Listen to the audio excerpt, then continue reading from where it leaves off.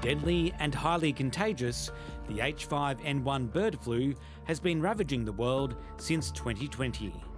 Rare in humans, it's already killed millions of birds and mammals.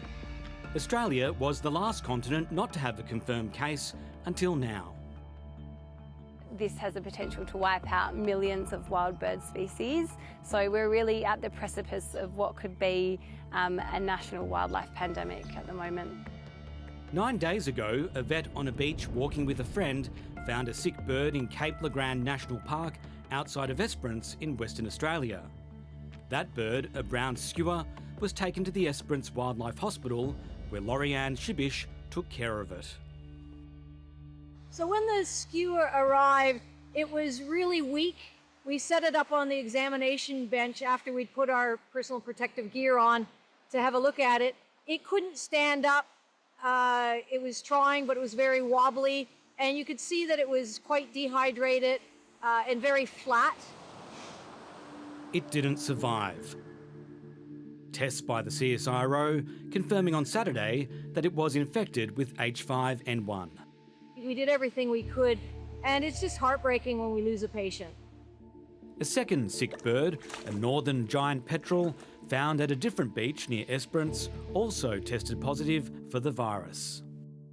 Esperance experienced a weather event last week where we had a circulating weather pattern, an unusual pattern that was bringing up strong winds from the south, and this seems to have impacted on wildlife from the south being pushed onto our shores.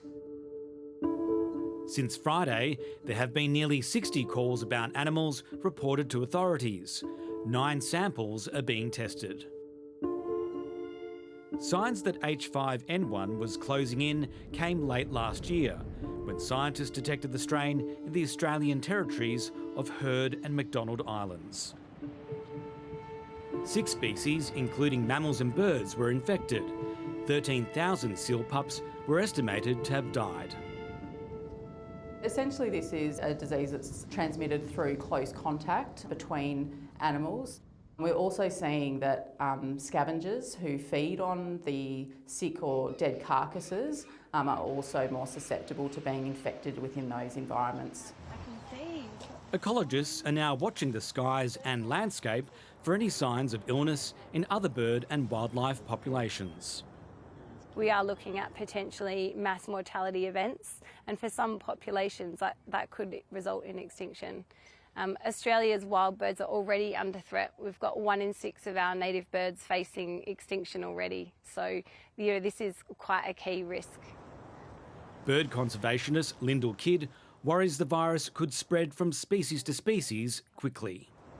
There's actually more of a risk of it going from a seabird that migrated to Australia and then into some of our local birds. We're looking at gulls or cormorants, gannets, seals, and from there some of those species could potentially take it inland if there's that coastal inland mobility. Among the species of concern, the black swan, the Australian sea lion and the Tasmanian devil.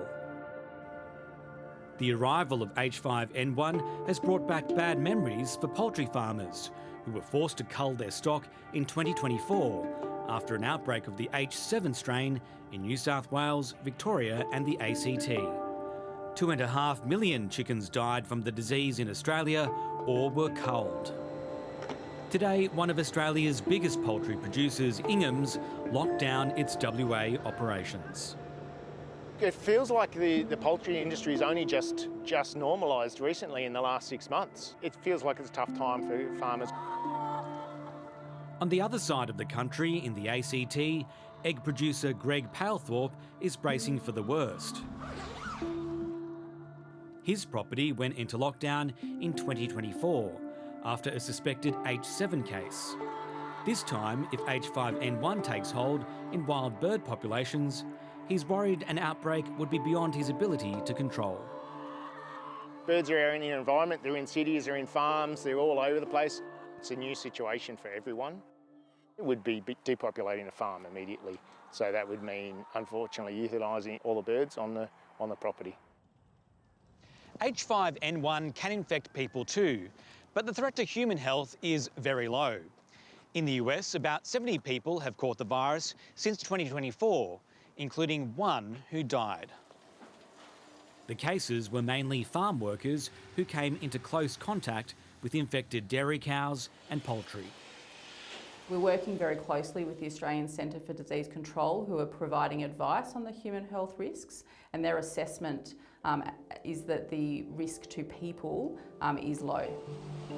The Federal Agriculture Department is coordinating with its West Australian counterparts in a national response to detect the disease through reports from environmental groups, agencies and the public. It's a vast continent to keep across, and authorities need the public to be their eyes and ears.